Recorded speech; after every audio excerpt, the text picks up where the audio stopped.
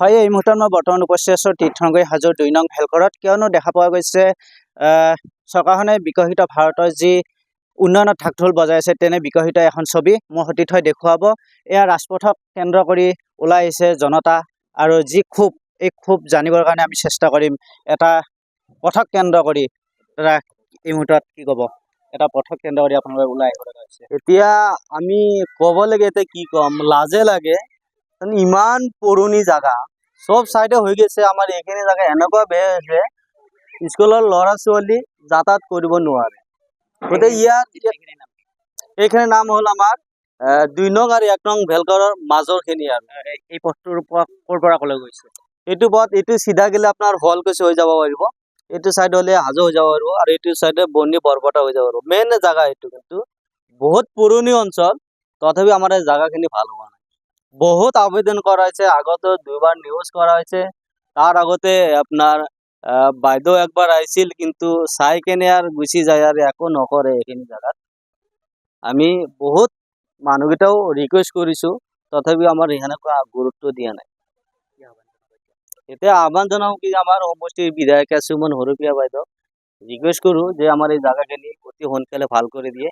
আমাৰ এইখিনি ক'ব লাগে। আৰু হয়, নিশ্চয়কৈ এনিভাৰত দৰ্শকসকলক জনাব লাগিব যে স্থানীয় বিধায়িকাগৰাকী আছে, স্থানীয় বিধায়িকাক বাৰম্বাৰ অনুৰোধ কৰাৰ পিছতো এই স্থানত আজি উভতি তেওঁলোকে দেখা নোপোৱাৰ যি অভিযোগ উত্থাপন হৈছে, আমি কথা পাতিবলৈ যত্ন কৰিম। অন্য স্থানীয় লোক আছে, দাদা কি ক'ব? বাৰম্বাৰ আপোনালোকে অভিযোগ কৰিছে যে বাইদেউগৰাকীক, যি বিধায়িকাগৰাকীক এতিয়া আমি আবেদন কৰিব বিচাৰো যে এইখিনি ৰাস্তা আমাৰ 1 নং 2 নং ভেলঘৰ মেইন জাগা বুলি ক'ব পাৰি, কিন্তু এইটো ৰাস্তা আমাৰ হৈ গ'লে আমি চলাচল কৰিব পাৰিম। চৰকাৰখনে কৈ আছে উন্নয়নৰ যি ঢাক ঢোল বজাই, যি বিকশিত ভাৰতৰ যি উন্নয়ন, এই উন্নয়ন বিকশিত যি ভাৰতৰ এক সুফলা স্বৰূপ এই হাজোত দেখা পোৱা গৈছে, কি ক'ব? কিন্তু আমাৰ এইখিনিত ৰাস্তা মানে হোৱাই নাই, মানে চাৰিপিনে হৈ গৈছে। আমাৰ এইটো ৰাস্তা চৰকাৰে দেখা পাইছে না পোৱা নাই, মানে এইটো আমি গম পোৱা নাই। এইটো ৰাস্তা হ'লেহে আমি ভালকে যাতায়াতটো কৰিব পাৰিম।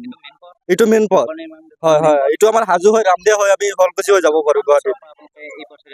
ইয়াতে আমি জন্মৰ পৰা 20 বছৰ আমি জন্মৰ পৰা ইয়াতে আছো, এই ৰাস্তা এতিয়ালৈকে ভাল হোৱা নাই।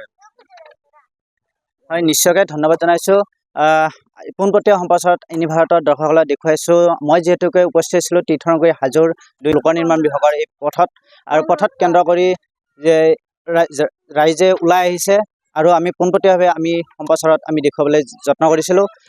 দেখা পোৱা গৈছে যি এজাক বৰষুণ দিলে এই পথত যি যাতায়াতৰ দুৰ্ভোগ ভুগি আহিছে জনতা, আমি দেখুৱাইছোঁ। এয়া মিলপাৰা বৰ্ণীয় সংযোগী পথ। এই পথটোত আজি উভতি তেওঁলোকে যি অভিযোগ উত্থাপন কৰিছে, স্থানীয় বিধায়িকাগৰাকী এবাৰলৈ তেওঁলোকক খবৰ দিয়াৰ পিছত, বাৰম্বাৰ অনুৰোধ কৰাৰ পিছতো এই পথটোক আজি উভতি হৈ নোহাত আমি এই পোনপটীয়া সম্প্ৰচাৰত দেখুৱাবলৈ চেষ্টা কৰিছিলোঁ। হাজোৰ পৰা মই মৃদুল মজুমদাৰ, এনিভাৰ 24। এনিভাৰত 24ৰ প্ৰথম প্ৰয়াস, জুবিন গাৰ্গৰ গীতৰ প্ৰতিযোগিতা। জুবিনৰ গানে কি আনে?